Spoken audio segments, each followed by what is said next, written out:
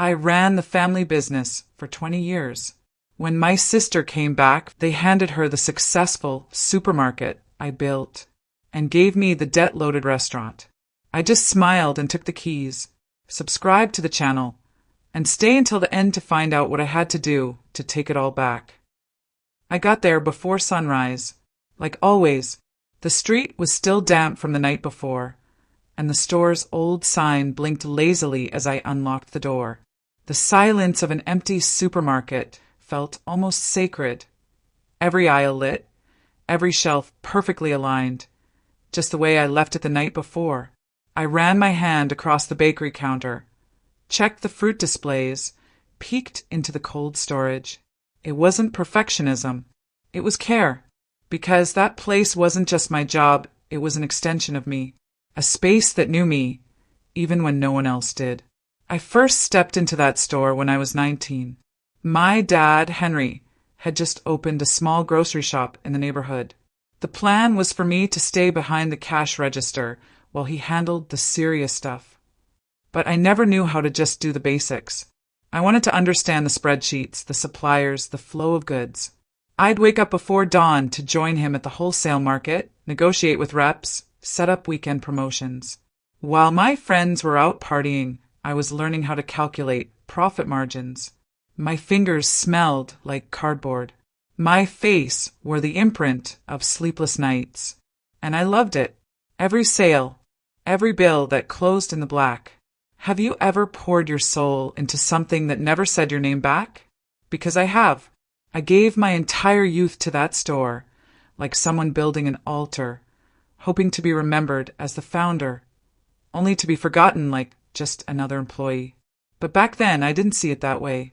I still believed that hard work meant recognition, that if I just did everything right, the rest would follow. I was naive, but maybe that naivety was the only thing keeping me going. Over time, the store grew, and with it, my responsibilities. We hired staff, opened our first storage facility, started dealing with bigger suppliers. I trained every new employee, personally managed schedules, handled logistics, even cleaned bathrooms when needed. If the butcher called in sick, I'd wear the apron. If the freezer broke, I'd climb a stool to check the fuse box. People respected me, and they respected the store because they felt it had a soul. A soul that deep down was mine. The second location was my idea. I found the property, ran the numbers, and pitched it to my dad. He gave the green light, but when the local newspaper ran the story, he claimed it had always been his dream to expand. I didn't mind at first. The third store came after a risky promotion I created. The fourth, after I launched a loyalty program. The fifth, he opened that one alone. Ribbon cutting, a speech, a photo in the paper. Not a single word about the person who stayed up 72 hours straight, making sure it all worked. Meanwhile, my younger sister was in the U.S., studying business at a top university. She'd send pictures, smiling in libraries, sipping coffee in fancy cafes. My parents were proud. Of course they were. And so was I. I never envied her. But something gnawed at me every time someone said, "She's going to be such a successful entrepreneur." As if I was just holding the spot, just the daughter who stayed behind. That's when the small changes began. The store's cash flow started tightening. I noticed large withdrawals, unexplained. When I asked, Henry brushed it off, just making a few investments. I'll explain later. But he never did. I found out from a friend that he was trying to start a restaurant chain, using profits from the supermarket. No planning, no research, just impulse. Like he needed to prove he was still the head of the business. Like my success threatened his authority. We tried talking. Twice. The first time he said I was overreacting. The second he told me to trust him, that everything he did was for the family. My mom was there. She didn't say a word, neither for me, nor against him. She just stayed quiet, and somehow that silence hurt more than anything my dad said. I pushed back, but it was hard watching the money we fought to earn being poured into something that barely had a business plan. Worst of all, Henry would say in front of others that I was only good because he taught me everything, that my success was just a reflection of his leadership. I'd smile politely, but inside it stung. Even so, I kept going. I opened the store every day, handled supplier disputes, managed inventory, caught losses before they got out of hand, smiled at customers, stayed up late doing payroll. I did everything, not because I expected applause, but because I believed it was still my duty, still my mission. But little by little, that mission started feeling like a test. And that test was about to flip my world upside down. The morning he called a family meeting, I thought it was to discuss the restaurant finances, or maybe he'd finally admit it was time to shut it down. He gathered me and my sister, who had just come back from the US. We had dinner together like it was any other night. And then Henry said, with a proud, steady voice, "Girls, it's time to pass the torch. I'm stepping down, and you're going to take over the family business."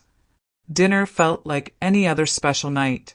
The table was set, wine already open, and my mom moved around the kitchen in that quiet, precise way she always did when she wanted everything to feel right. My dad was cheerful, too cheerful, the kind of mood you recognize as rehearsed when you've spent your life decoding it.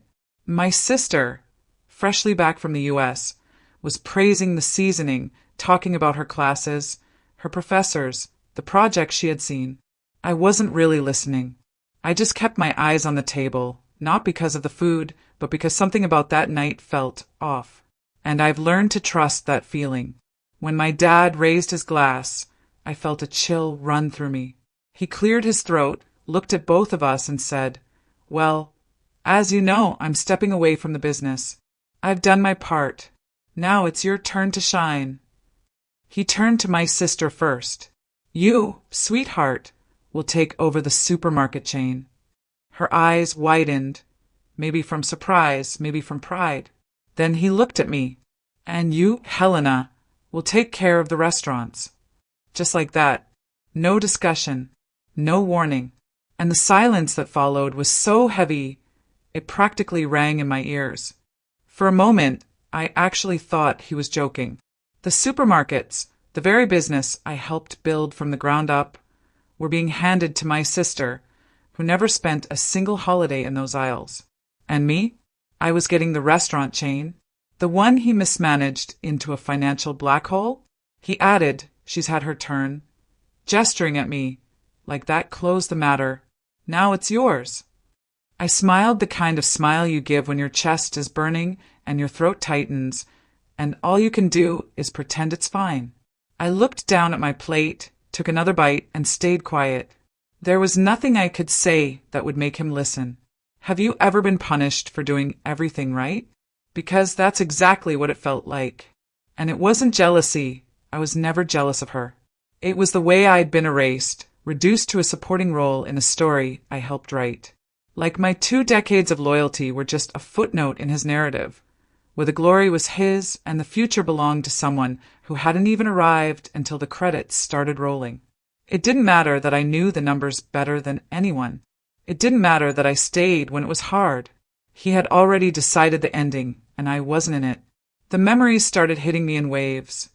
Every time I'd argued with him about reckless investments, the spreadsheets he ignored, the cash flow reports I begged him to read. The times I tried to shift strategy and got dismissed with a cold, "I'm the boss here." The tension, the silence, the heavy glances, and my mom, always there, always quiet. Not out of fear, just habit. She never agreed with him, but she never stood up to him either. Maybe she thought staying silent was safer. My sister, to be fair, looked uncomfortable. She glanced at me and asked, "Dad, are you sure?" He nodded, confident and proud. "Of course. She'll know how to handle what's hers." And then looked back at me like it was settled. I raised my glass, smiled again, and said, "Sure, Dad." Then I ate in silence, chewing food that tasted like nothing and swallowing a pride that left a burn in my chest. We finished the meal like everything was fine. Forced laughs, empty toasts, and a script I didn't write but was still expected to perform. I drove home in silence. No music, No calls. When I walked into the kitchen, I slipped off my shoes in the dark and leaned on the counter, staring at the granite. I didn't cry, but I felt the weight of 20 years settle in my chest like bricks. I stayed there for a long time, hands flat on the counter, eyes on the floor, listening to the clock tick. The kind of quiet that doesn't feel peaceful, just hollow. Maybe you've been there too. Maybe you've watched someone else claim the future you gave your life to build. That night, I didn't make a plan. I didn't promise myself anything. I just stood there, breathing through the weight, and wondering what you're supposed to do when betrayal walks in wearing the mask of a gift. The first thing I lost wasn't the business. It was my voice. After that dinner, something inside me just went quiet. I still showed up to Sunday lunches, still smiled in the family group chat, still answered kindly when someone asked, "How are things going at the restaurant?" But inside, the switch had flipped. And when something turns off inside you, it doesn't make noise. Silence knows how to blend in. A few days later, my sister came to talk. She's always been sweet, naive, maybe, but never cruel. We sat on the porch at my parents' house, sipping iced tea while mosquitoes danced around our ankles. She hesitated for a second, then asked, "Helena, can I ask you something?" I just nodded. "I know you're hurt, and I know you understand all of this way better than I do. Would you help me?" Her voice cracked a little. It wasn't guilt. It was fear. And maybe, just maybe, respect. And here's the hardest part. Have you ever had to teach someone how to take care of something that was supposed to be yours? I looked her in the eyes and saw none of the arrogance I expected, just uncertainty. And I couldn't say no, because even broken, I was still a teacher. Always had been. So I helped. I walked her through the reports, showed her where the files were, told her which suppliers had been with us the longest. I didn't talk much. She filled the silence with questions. My mom hovered nearby, listening from the hallway, not joining in, but not stopping it either. She didn't speak up. She never did. And my father? He looked pleased, like everything was going exactly the way he planned. The first time I walked into the restaurant since officially taking over, it felt like stepping into a forgotten attic. Stacks of papers, crushed boxes, smells that shouldn't mix in any kitchen. It had been open every day, but it looked untouched for years. The old sign still hung above the door, Don Henry's. I should have laughed, but I didn't. The manager was late. The staff, what was left of them, looked at me like I didn't belong. Most of the veterans had left after months without pay. The rest had stayed for less, just to hold on to something. They didn't smile. When I asked about inventory control, someone shrugged. "It's somewhere, I think." Everything was vague, sloppy, tired, just like me. I spent the next few days trying to open a line of credit. Every bank said no. Too much debt. Poor history. One manager even told me the place was a critical patient with slim odds. I nodded, thanked him, and started to leave. But before I reached the door, he called after me. "Helena, if it had been anyone else's name on those papers, we wouldn't have even considered it. You still have credit with me." It wasn't an offer. It was a reminder. Back at the restaurant, I headed to the office and opened every drawer, cabinet, and file I could find. I wasn't looking for a miracle. I just wanted structure, some thread of logic to grab onto. Instead, I found a letter buried under a stack of stamped invoices. A legal notice, dated 2 months before the business was handed over to me, which meant my father knew. That night, I didn't go to bed. I lay on the living room couch with the lights off, the letter still in my lap, and one thought circling like a buzz in my chest. What does a father expect to happen when he leaves a minefield as someone's inheritance? I went to the bank the next morning. No appointment, no makeup, no patience. Daniel, the branch manager, had known me since the days of our second supermarket. When he saw me walk in, he gave that look people give when they know something's wrong. I handed him spreadsheets, statements, and the court letter. I didn't ask for this inheritance, Daniel. But if it's in my name, I have to deal with it. I just need you to trust me more than you trust my father's numbers."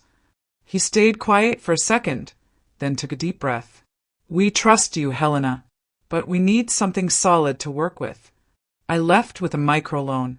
Nothing huge, but enough to put out a few fires. I paid off 3 urgent debts and started building a recovery plan. It was either that or give the keys back. But I wasn't giving my father that satisfaction. Not without a fight. Because it wasn't just about money.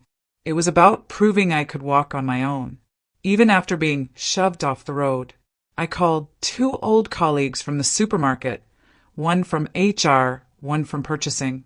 They agreed to help part-time. Not for the paycheck, out of loyalty. The kind you can't buy. We rented equipment, repainted the walls, trimmed the menu down. I hauled boxes, mopped floors, reviewed contracts. It was messy and improvised, but still more organized than what I found. By the second month, I had to make a hard call. One of my dad's old employees, someone who only stayed out of pity, started pushing back, ignoring changes, mocking new routines. One day he said, "Your dad never did it like that. No point trying." I called him in, explained everything. He laughed and said, "This place will always belong to your father." That's when I knew. I had to let him go. It hurt, but I needed to cut every rope still tying me to my father's mess. We reopened on a Tuesday. No ribbon cutting, no balloons, no speeches, just a new, quieter sign, and uniforms that were simple but clean. Business started slow, but by the end of 3 months, the numbers stopped sinking. No profit yet, but no more bleeding either. I wrote every tiny win in an old notebook, because sometimes only you know how steep the climb was just to reach the first step. One Saturday afternoon, while I was checking deliveries, my sister showed up. She brought a small bag and a real smile. "This is for you," she said, handing me an apron with my name embroidered on it. "I'm proud of you. Really." I held the fabric for a second. Didn't know if I should thank her, cry, or pretend it was nothing. In the end, I just hugged her. Quick, quiet, but real. The next day, I got an unexpected email. A local investor wanted to open a second location with my name on it. He said he heard about me through my sister. I read that message 3 times. It wasn't just a business offer. It was a turning point. And maybe, for the first time, I had something my father could never control. I signed the contract 2 weeks later. The investor wanted a second location in the shopping district of the neighboring city. No shady clauses, no pressure. Just one request. Keep the spirit of the original place. That line stayed with me, because by then the spirit of the place wasn't my father's anymore, it was mine. I was building something new out of the ashes of his name. I hired a local chef, a guy in his early 30s, full of fresh ideas and steady hands. Together, we redesigned the menu. Real food, honest ingredients, flavor with a story. It went beyond cooking. It was a reclamation of identity. And I needed that, because sometimes what's missing in life is the taste of freedom. Business started picking up. Social media helped. Customers posted photos, tagged friends, kept coming back. It wasn't viral, but it was steady. The kind of growth that doesn't make noise but takes root. Slowly, I started recognizing myself in that space. Like I was finally living somewhere that also called me by name. I brought back 2 former co-workers from the supermarket, people who'd grown alongside me and understood how I worked. It was symbolic more than anything. They didn't need the job, but they said yes with a smile. "We trust you, Helena." And that gave me breath. Because not everyone inherits the crown, but some still carry the kingdom. Then one afternoon, my father showed up, sat alone near the window, ordered something from the old menu, kept it around out of respect for the regulars, and ate in silence. He glanced around with that familiar look, recognizing but refusing to say so. No compliments, no complaints, just paid the bill and left. A few days later, my mom dropped by and said, He mentioned the place looked clean. Nothing more. But from him, that was practically a nod. A local newspaper ran a piece titled, "The Woman Who Saved Her Family's Restaurant." They talked about the transformation, the new branch, how I rebuilt without erasing the past. After that, the invitations started rolling in. Talks, interviews, morning shows. People who'd never met me asking how to turn failure into a franchise. I gave the usual answers. But inside I kept thinking, franchise? I was just trying to survive. At one of those events, I ran into an old employee of my father's. He hugged me and said almost offhandedly, "That restaurant only made it because you got involved." No flattery, no bitterness, just a plain truth from someone who saw it all happen. I thanked him and kept that sentence like a stamp of authenticity. That's when another invite came, not from an investor or customer, but from a national business forum. They wanted me to share my story. It was big, a bit too public for my comfort. But something inside me, maybe pride, maybe justice, said yes. Because now, the story had a new narrator. A few days before the forum, I went back to our family's first supermarket. It had been renovated, of course. My sister's management had updated everything. But the front still held traces of the old grocery store. I walked the aisles like I was stepping through memories. And when I passed the checkout lane where I first learned how to count change in my head, a scene hit me. Me at 17 wearing an apron 3 sizes too big, proud of getting the basics right. And that's when it hit me. Maybe what hurts the most is when something you built ends up in the hands of someone who never got their hands dirty. At the forum, I shared the story of the restaurant.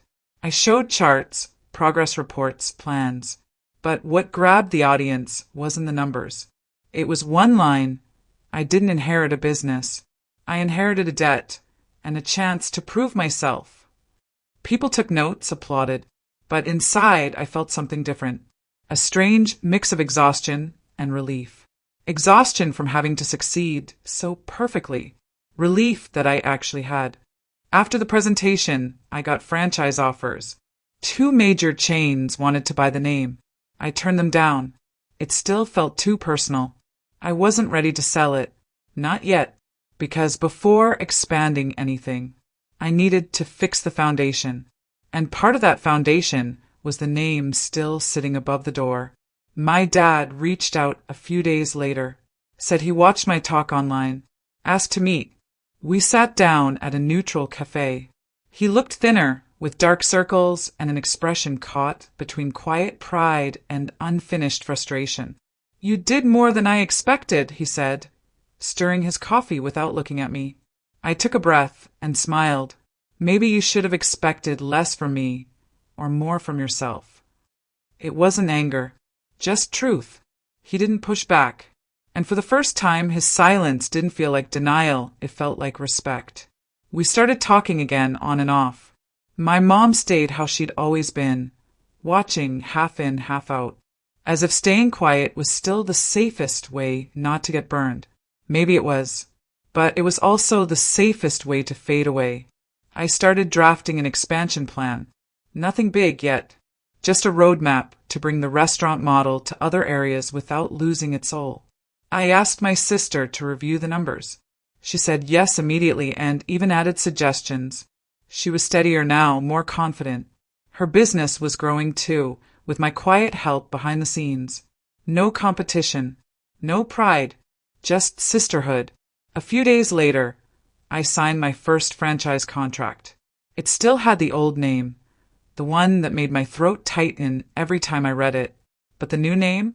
It was already written down, waiting for the right moment.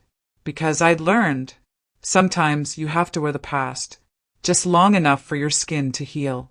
That night, walking back to my car with a copy of the contract in hand, I realized something.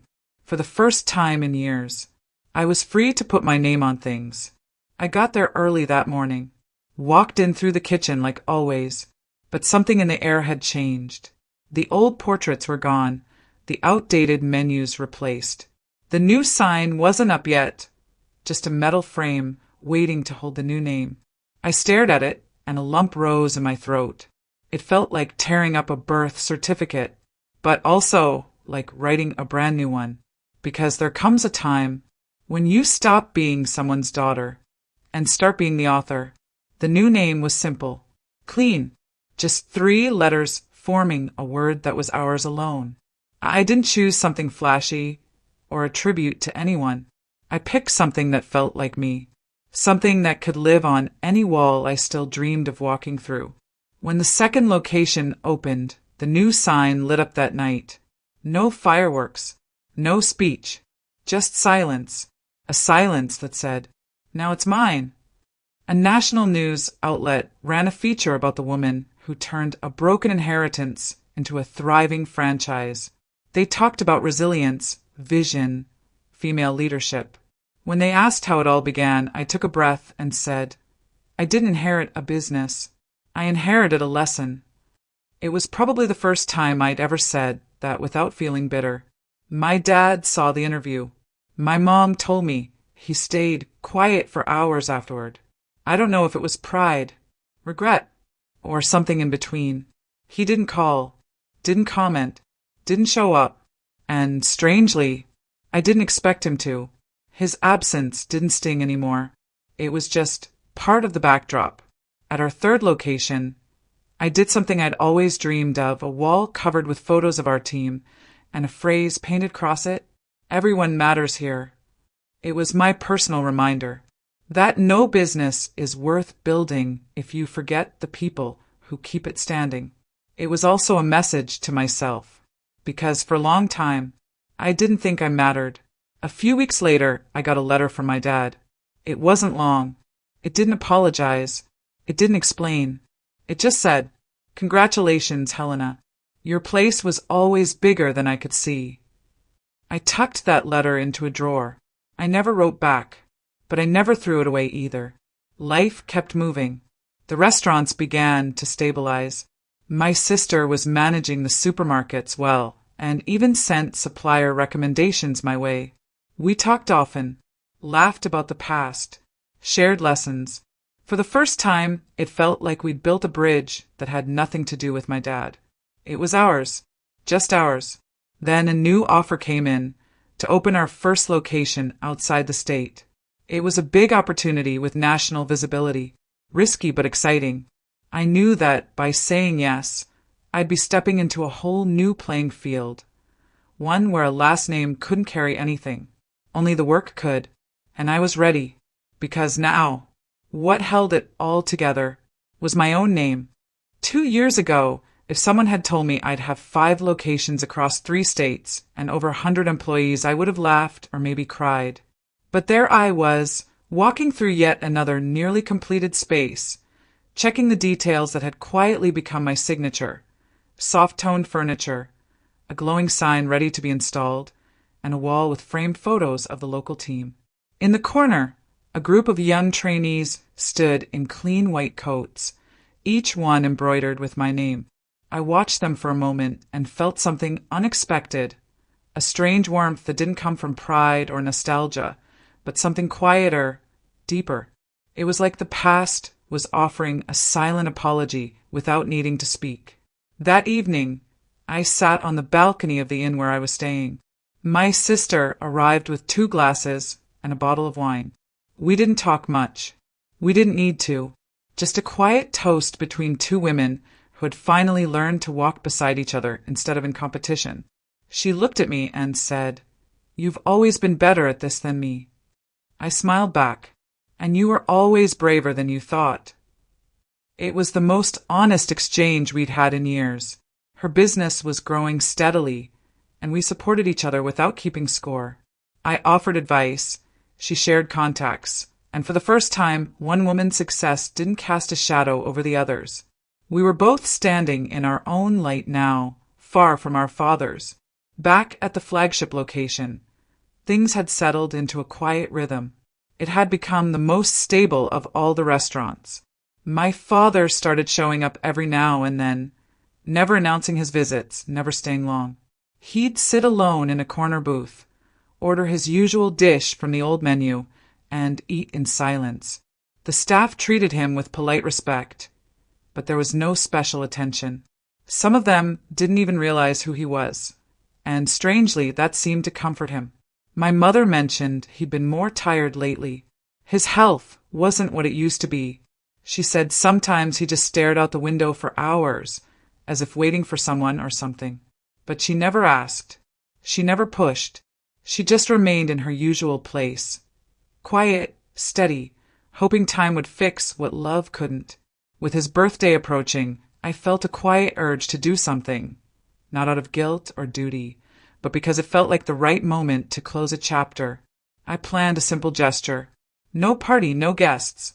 Just a single table set with his favorite meal. We closed the restaurant an hour early and dimmed the lights. When he arrived, he didn't ask questions. He just sat down and ate, slowly, quietly, as if he understood what it meant without anyone needing to explain. I didn't sit with him. I didn't interrupt.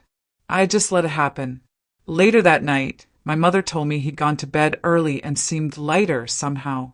I slept well too, for the first time in a while. It wasn't closure, not exactly, but it felt like something had finally settled. Maybe peace isn't the absence of pain, but the absence of expectation. Maybe forgiveness isn't forgetting. It's moving forward so fully that the memory loses its power to wound. That night didn't change our past, but it softened something in me, and that was enough. That day, the restaurant closed early. The lights were dimmed, and a single table was set in the quietest corner with my father's favorite dish. No speeches, no candles, just the clinking of silverware, the soft hum of the kitchen, and the faint smell of rosemary in the air. When he walked in, he looked around without a word. He didn't ask any questions. He simply sat down and started to eat. And in that quiet moment, something settled inside me. It wasn't closure, not exactly, but it was the first time I truly understood peace. Not because there was no conflict, but because, finally, I expected nothing. My mother came in later. She didn't say whether he realized it was a tribute, just mentioned that he'd gone to bed early that night and seemed lighter. I slept well, too, like something had ended. A season that kept trying to return, quietly laid to rest. Maybe forgiveness isn't forgetting. Maybe it's moving forward, so completely that the memory loses its weight. That night didn't fix our history, but it softened something sharp, and that was enough. A few weeks later, my father asked to meet. He looked thinner, more fragile, but his eyes met mine without hesitation. "You did this," he said. "All of this. Alone." I took a breath. "No, I did this in spite of everything." We never spoke of it again, but he began showing up more often. He'd sit in the same corner booth, notebook in hand, jotting things down. He never showed me what he wrote. He didn't need to. I think that was his version of being close, without apology, without explanation. And somehow that was enough. I started mentoring new leaders. Hired young people who reminded me of myself years ago, quiet, unsure, but full of potential. I gave them space, voice, opportunity. In them, I saw the Helena no one had noticed at the beginning. And this time I made sure to see her, because we are more than heirs. We are builders. On the main wall of the original location, I had a new sign installed. Nothing fancy, nothing corporate, just a simple handwritten phrase that read, "Here, we don't pass down a name. We pass down courage." That month, I chose to close one of the locations, not because of failure, but because I needed to pause, to breathe, to dream up new formats.